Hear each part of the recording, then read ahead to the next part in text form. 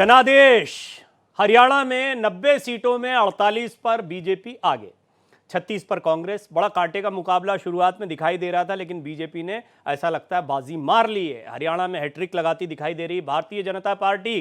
कमाल कर दिया जम्मू कश्मीर में नेशनल कॉन्फ्रेंस ने, 43 सीटों पर आगे दिखाई दे रही है। अब हरियाणा में सरकार बनाने में जुट गई है बीजेपी। जेपी नड्डा ने महत्वपूर्ण बैठक बुलाई, उसके बाद मनोहर लाल खट्टर से मिलने पहुंचे धर्मेंद्र प्रधान। रुझानों में बीजेपी को बहुमत स्पष्ट दिखाई दे रहा है। कुमारी शैलजा क्या कह रही हैं, सुनते हैं। कुछ घंटे और लगेंगे। स्लो ज़रूर चल रहा है, समझ नहीं आ रहा इतना स्लो क्यों है। टाइम भी हमारा लोकसभा में तो इतना स्लो नहीं था, पर अभी स्लो चल रहा है। मैं पूरा विश्वास रखती हूँ कि कांग्रेस पार्टी की हुकूमत बनेगी। अराउंड 50 प्लस है मैम बीजेपी का, और 34 अराउंड कांग्रेस चल रही है। बहुत क्लोज है जो ग्राउंड से रिपोर्ट है, मतलब 300, 400, 500 इतना ही चल रहा है। खासकर आपकी मैम अगर एरियाज की देखें तो वहाँ पर प्राइमा फेसी कांग्रेस काफ़ी अच्छा कर रही है, कैसे देखती हैं? दोनों हमारे जो मेरी पुरानी पार्लियामेंट्री है और वर्तमान में पार्लियामेंट्री है, और उसके अलावा भी जो लगता एरिया है वहाँ पर कांग्रेस मजबूत दिख रही है बिल्कुल, और हम अच्छी सीटें जिता कर देंगे। तो अभी भी मैम उम्मीद है? हाँ, बिल्कुल बिल्कुल बिल्कुल। पार्टी की वरिष्ठ नेता हैं कुमारी शैलजा, मुस्कुराते हुए कह रही हैं कि ग्राउंड से जो जानकारी मिल रही बड़ा क्लोज चल रहा है, और इतना धीरे क्यों हो रहा है। लोकसभा चुनाव में तो इतना धीरे नहीं था, जैसे कुछ सवाल उन्होंने खड़े किए हैं। सुनील जी, ये थोड़ा बताएंगे, अपडेशन ही नहीं, हम देख रहे हैं कि थोड़े धीरे धीरे नतीजे आ रहे हैं, या बहुत टाइम लग गया। 90 सीटों पर हम सोच रहे थे कि 10-11 बजे तक तो सब स्पष्ट हो जाएगा, लेकिन ऐसी स्थिति बन नहीं पाई। देखिए, इस पे तो प्रवीण जी कहीं न कहीं इलेक्शन कमीशन की तरफ से क्या अपडेट आता है। जो स्लो रिजल्ट का चीजें हैं कंपैरेटिवली वो बात मानी जा सकती है, क्योंकि अभी तक के तो मान के चलिए कि बहुत ज्यादा हद तक चीजें क्लियर हो जाती हैं, लेकिन किस वजह से है तो एग्जैक्टली इलेक्शन कमीशन इसको बता सकती है। मैं फिर भी कहूंगा, चूंकि एक चुनावी प्रक्रिया से जुड़ा हुआ व्यक्ति हूँ राजनीति से, तो इसलिए कटघरे में खड़ा करना मेरा काम नहीं है कि इलेक्शन कमीशन से और भाजपा की साठगांठ हुई है।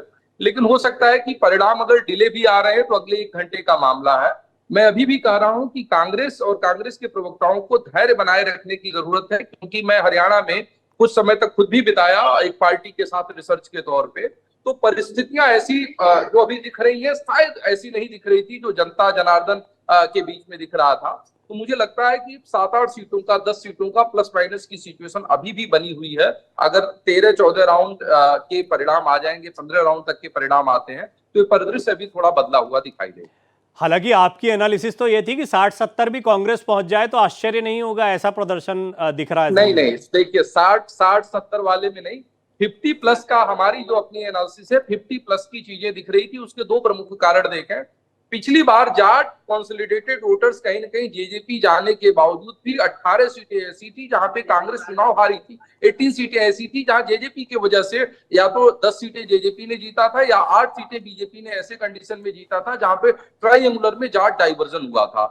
अभी के वर्तमान आंकड़ों में जाट कंसोलिडेटेड लगभग 85 से 90% कहीं ना कहीं कांग्रेस के साथ में दिखाई दे रहे थे, और ओबीसी और एससी मतदाताओं के बीच में भी एक बदलाव की बात थी। अगर आप देखेंगे तो चेंज की बात थी कि बदलाव होना चाहिए। रीजन यही था कि स्टेट लीडरशिप में कोई ऐसा कमाल नहीं दिख रहा है। प्रदेश में जो सीएम पहले थे या अभी थे उनका कोई कनेक्ट नहीं दिख रहा, उस आधार पे ऐसी चीजें लग रही थी। मेरा अपना व्यक्तिगत तौर पे भी अभी मानना यह है, अगर प्रवीण जी पूछे, कि ये आंकड़े 7-8 सीटें 10 सीटों का प्लस माइनस अभी भी देखने को मिलेगा। जी सुजाता जी, आप कुछ कहना चाह रही हैं?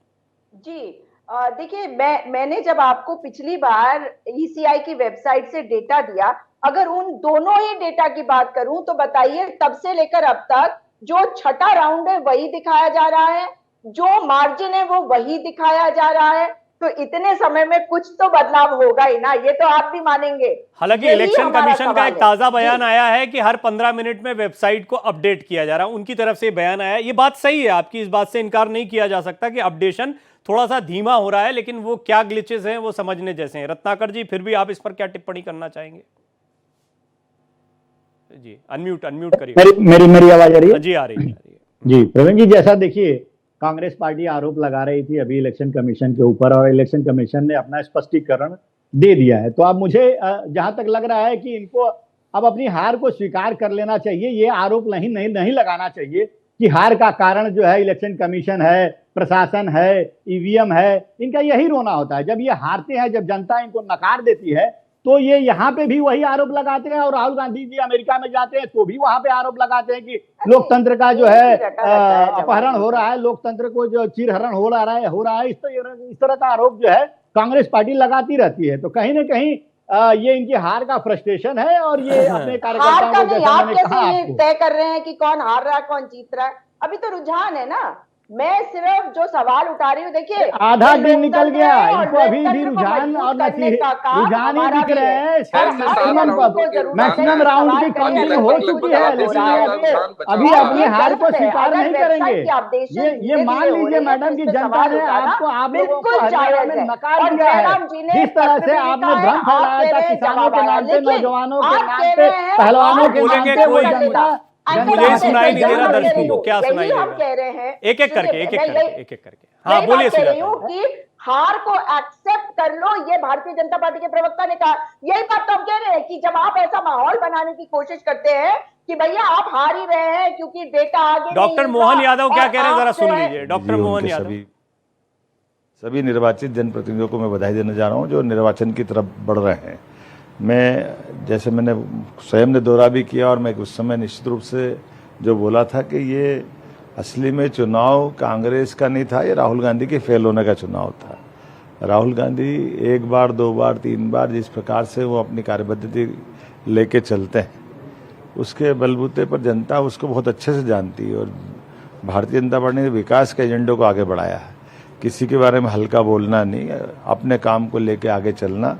माननीय मनोहर लाल जी खट्टर ने भी यही लाइन रखी थी, नायब सिंह सैनी जी ने भी रखी है, और यही लाइन यशस्वी प्रधानमंत्री के नेतृत्व में हमने सबने ज्वाइन की है कि हम सब मिलकर विकास की बात करते हैं और विकास की बात जनता पसंद करती है। इसीलिए भारतीय जनता पार्टी में एक बार फिर कमल खिलने जा रहा है। यादव को आप सुन रहे थे। सुजाता जी, अगर मान लीजिए यही नतीजों में तब्दील होते हैं रुझान, या बीजेपी सरकार बना लेती, चलिए ठीक है वेट कर लेंगे, लेकिन फिर भी बना लेती है, तो ये राहुल गांधी की हार होगी? अभी जो बात भारतीय जनता पार्टी कह रही है वो बता रहा है कि उनको यही नहीं पता कि वो जीत रहे हैं या हार रहे हैं।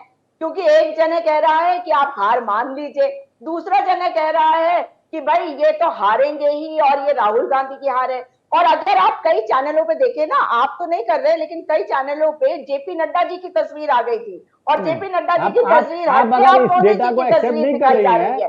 तो ये बता रहा है कि भारतीय जनता पार्टी ताकतवर है और अभी कई राउंड कॉन्फिडेंट है। अगर तो बताइए ना, इसी अभी नहीं हुआ है, इसलिए इंतजार करने की जरूरत है। मार्जिन अभी बहुत कम है, तो ये मार्जिन इधर से उधर भी तो हो सकता है ना। तो इंतजार करिए। इधर से उधर ही हो रहा है। कश्मीर के आंकड़े बता रहे हैं कि भारतीय जनता पार्टी हार चुकी है। ठीक है, आपके रत्नाकर जी, आपके सहयोगी शहजाद पूनावाला भी कुछ कह रहे हैं। सुनील जी आ रहा हूं मैं, सुन लेते हैं। साफ दे दिया है कि पहलवान, जवान, नौजवान, किसान, ये सारे करते हैं मोदी का सम्मान, और राहुल गांधी है नफरत की दुकान। ये नफरत के भाईजान जो कभी भारत को, हिंदू समाज को जातियों में बांटना चाहते हैं, कभी करना चाहते हैं हिंदुओं का, राम मंदिर का अपमान, और इसीलिए आज बंद कर दी राहुल गांधी में कि हरियाणा में ये मोहब्बत की सो कॉल्ड दुकान।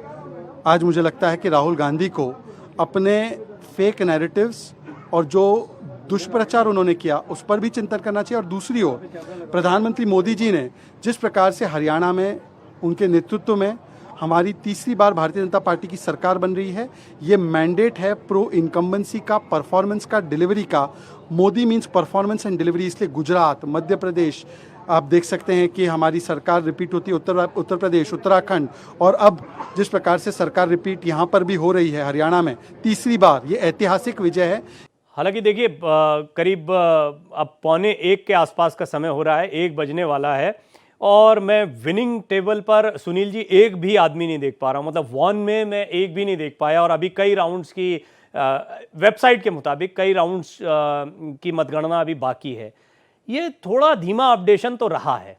प्रवीण जी, अपडेशन धीमा है, इस बात को मैं शुरू से भी बोल रहा हूं, लेकिन इस बात को भी आप समझें, इलेक्शन कमीशन ने 12:20 तक माना है कि आधी मतगणना अभी हुई है, आप ये मानकर चलिए कि जिस तरह से भारतीय जनता पार्टी के नेताओं का बयान आ रहा है हरियाणा में सरकार बनाने का, मुझे लगता है उनमें भी थोड़ी संयम होना चाहिए, क्योंकि अभी आधे रुझान आने के बाद परिणाम बदलेंगे। आप इस चीज को लेकर चलिए, आधे रुझान आने के बाद परिणाम बदलेंगे, क्योंकि आम आदमी पार्टी के vote percentage, vote share, vote seats भी कोई बहुत ज्यादा ऐसी नहीं दिख रही है कि वो कांग्रेस को बहुत बड़े डेंट के रूप में दे सके। तो मुझे लगता है कि 50% अगर काउंटिंग और कंप्लीट होती है तो 8-10 सीटों का प्लस माइनस 10 सीटों का इधर उधर होगा और वो कहीं ना कहीं एक स्टॉर्मिंग पॉइंट होगा। तो दोनों पार्टियों को थोड़ा संयम रखने की जरूरत है। आधे परिणाम में ही हम बोल पीटना शुरू कर दें और आधे परिणाम में ही हम आरोप लगाना शुरू कर दें, दोनों बातें थोड़ा ठीक नहीं लगती। जी रत्नाकर जी, जम्मू कश्मीर में आप मान रहे हैं कि भारतीय जनता पार्टी वो नहीं कर पाई जिसकी अपेक्षा थी? नहीं, देखिए, भारतीय जनता पार्टी ने पिछली बार से बेहतर परफॉर्मेंस जो है जम्मू कश्मीर में दिया है, लेकिन हम ये मानकर चल रहे थे और अभी भी मानकर चल रहे हैं कि परिणाम जो है भारतीय जनता पार्टी के जो है पक्ष में आ सकता है और हम आशान्वित भी हैं। देखिए आगे क्या होता है, लेकिन जनता जो भी जनादेश देगी, चाहे वो हमको जिताएगी, चाहे हमको वहां सत्ता बनाने में नाकामयाब रखेगी, जनता के जनादेश का हम सम्मान करेंगे। हम ऐसा नहीं करेंगे कि हम इलेक्शन कमीशन पे आरोप लगाएंगे, हम ईवीएम पे आरोप लगाना शुरू कर देंगे, हम प्रशासन पे आरोप लगाना शुरू कर देंगे। ये भारतीय जनता पार्टी नहीं करेगी। ये स्वभाव जो है, ये प्रकृति जो है वह कांग्रेस पार्टी की, जब वो हारती है तो प्रशासन, ईवीएम और चुनाव आयोग के आरोप लगाना शुरू कर देती है। जैसा कि आप देख रहे हैं कि तमाम इनके नेतागण जो यहाँ पे ये स्वयं बैठी हैं और दिल्ली के जयराम रमेश जी भी आरोप लगाना शुरू कर देते हैं। तो ये इनका स्वभाव है। अगर ये जीतते हैं, अगर कर्नाटका में जीतते हैं, हिमाचल में जीतते हैं, तेलंगाना में जीतते हैं, तब तो चुनाव आयोग भी ठीक रहता है और प्रशासन भी ठीक रहता है और ईवीएम भी ठीक रहता है। लेकिन ये जब हारते हैं तो सारा ठीकरा जो है ईवीएम पे और चुनाव आयोग और प्रशासन पे फोड़ने का काम करते हैं। लेकिन जो भी अगर नतीजे आते हैं, जम्मू कश्मीर में आते हैं या हरियाणा में आते हैं, हम जीतते हैं और जैसा कि दिख भी रहा है, हरियाणा में हम जीत रहे हैं और जम्मू कश्मीर में भी हमारी स्थिति पहले से बेहतर हुई है। अगर हम जीतते हैं तो हम खुशी जरूर मनाएंगे, जनता ने जो हमको आशीर्वाद दिया उसका धन्यवाद भी करेंगे, और हम हारते हैं तो निश्चित रूप से उस जनादेश का सम्मान भी हम करेंगे। जी। लगभग 1 बजे का समय हो गया है। कई सीटों पर जैसा कांग्रेस प्रवक्ता का कहना है 6 राउंड्स की ही काउंटिंग दिखाई जा रही है।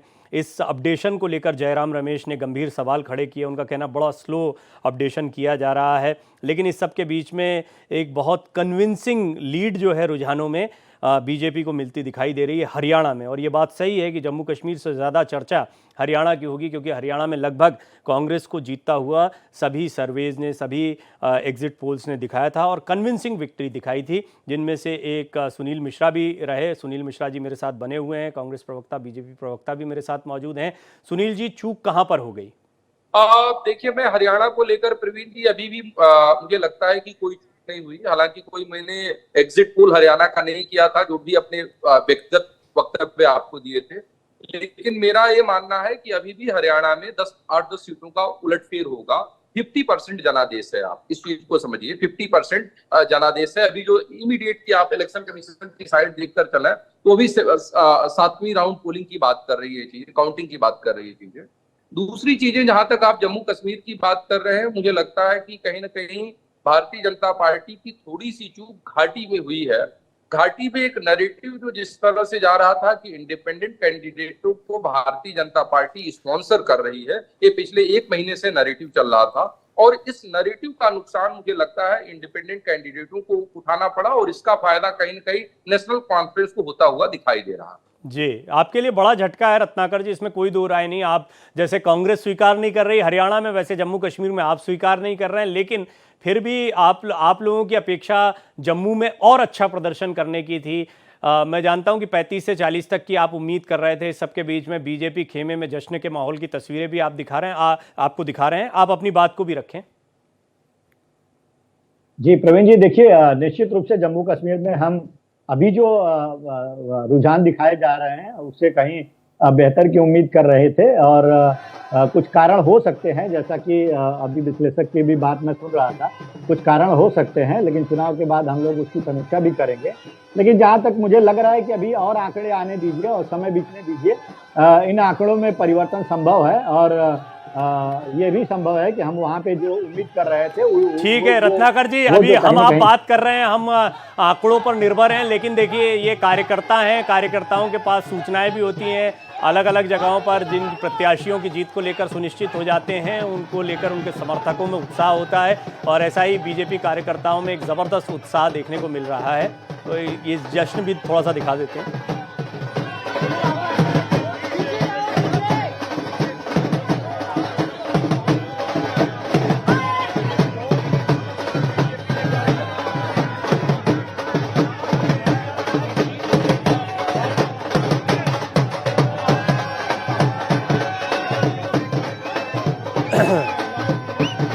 कार्यकर्ताओं को लेकर जयराम रमेश का कहना था धीरे धीरे अपडेशन हो रहा है, कार्यकर्ता हतोत्साहित ना हो, ये कांग्रेस कार्यकर्ताओं को उन्होंने कहा था। सुबह जब मैंने कार्यक्रम की शुरुआत की थी जनादेश, मुझे उम्मीद थी, मैंने कहा भी था कि 11-12 बजे तक तस्वीर साफ हो जाएगी। 1 बजे हम बात कर रहे हैं और 1 बजे तक अपडेशन की बात करें तो आधा अपडेट हुआ है, लेकिन ऐसा माना जा रहा है कि लगभग ज़्यादातर जगहों पर काउंटिंग जो है वो, जैसा सुजाता जी भी कह रही थी, उनके पास अपडेट आ रहा है कि 15-16 राउंड की कई जगह पर काउंटिंग हो चुकी है और उसको अपडेट नहीं किया जा रहा है। लेकिन बीजेपी में जिस तरह का जश्न है वो बहुत कॉन्फिडेंट है। कई जगहों पर अपडेट किया भी गया है, 17 में से 15, 14 में से 14, ऐसे कई राउंड्स हैं जो कई जगह अपडेट हो गए हैं। हालांकि मैं मानता हूं कि इस समय तक जो रुझान होते हैं वो धीरे धीरे नतीजों की तरफ जाते हैं। कुछ सीटों का हेरफेर हो सकता है जो बहुत कम मार्जिन की, लेकिन कम मार्जिन कहीं देखने को अब मिल नहीं रहा है। सबसे कम मार्जिन जो है वो 5000 वोटों के आसपास, कुछ जगहों पर 3000 वोटों का भी मार्जिन देखने को मिल रहा है। सुजाता जी, ये तस्वीरें कांग्रेस की तरफ से नहीं आना अपने आप में ये दिखाता है कि कांग्रेस कार्यकर्ताओं में या कांग्रेस खेमे में हरियाणा को लेकर तो एक हतोत्साह है। देखिए, मुझे नहीं लगता कि कोई हतोत्साह है। इस वक्त हम चौकस है। दोनों शब्दों में बेहद अंतर है, क्योंकि हमें पता है कि चुनावों को प्रभावित करने की कोशिश भारतीय जनता पार्टी की रहेगी, और भारतीय जनता पार्टी केवल एक ही बात कह रही है, उनके प्रवक्ता महोदय एक ही चीज कह रहे हैं कि इनको हार स्वीकार लेना चाहिए। ये सवाल उठा रहे हैं, तो भाई आप लोगों के यहाँ गुलाम होते होंगे ना, हमारे को तो सवाल उठाने का अधिकार रहता है। लेकिन आपको जो अपडेशन होना चाहिए उसमें अगर कमी होती है तो प्रशासन के ऊपर कई तरीके के दबाव डाले जा सकते हैं चुनाव नतीजों को प्रभावित करने के लिए। आप कह रहे हैं कि बहुत कम मार्जिन वाली बातें आपने कही। मैं तो अनिल विज जी की बात कर लूं तो अनिल विज जी को अब दिखाया जा रहा है चैनलों पे कि वो आगे चल रहे हैं, मगर आप अगर वेबसाइट पे देखें तो वो 545 से अभी भी पीछे दिख रहे हैं। तो ये जो अपडेशन है उसमें और जो असलियत है उसमें बहुत अंतर है। और जो आप मार्जिन की बात कर रहे हैं, आपके पास जो डेटा है वो ग्राउंड से आ रहा है, और ईसीआई अगर उसे दे रहा है और अपडेट नहीं कर पा रहा है तो सवाल तो उठेंगे ही। लेकिन हमें इंतजार करना चाहिए। मुझे पूरा विश्वास है कि हरियाणा में भी जो पहलवान बेटियों के साथ हुआ, जो किसानों के साथ हुआ, जो युवाओं के साथ हुआ, उन सब का नतीजा भुगतने के लिए भारतीय जनता पार्टी को तैयार रहना चाहिए, और हम भी तैयार हैं। कांटे का मुकाबला हरियाणा में रहा, इसमें कोई दो राय नहीं है। सुबह तो जलेबी और जश्न की यही तस्वीरें जो हैं शुरुआती दौर में कांग्रेस खेमे से देखने को मिल रही थी, जो अब भारतीय जनता पार्टी की तरफ से देखने को मिल रही हैं। रत्नाकर जी जब मेरे साथ बैठे थे तो थोड़ा सा सशंकित थे, लेकिन अब बहुत मुस्कुरा रहे हैं और अंदर से काफ़ी उत्साहित भी महसूस कर रहे हैं, क्योंकि उनको भी ऐसा लगता है कि अब ये रुझान जो है नतीजों की तरफ जाएंगे। हालांकि जम्मू कश्मीर से उतनी अच्छी खबर भारतीय जनता पार्टी के लिए नहीं रही जैसी हरियाणा से फिलहाल रुझानों में दिखाई पड़ रही है।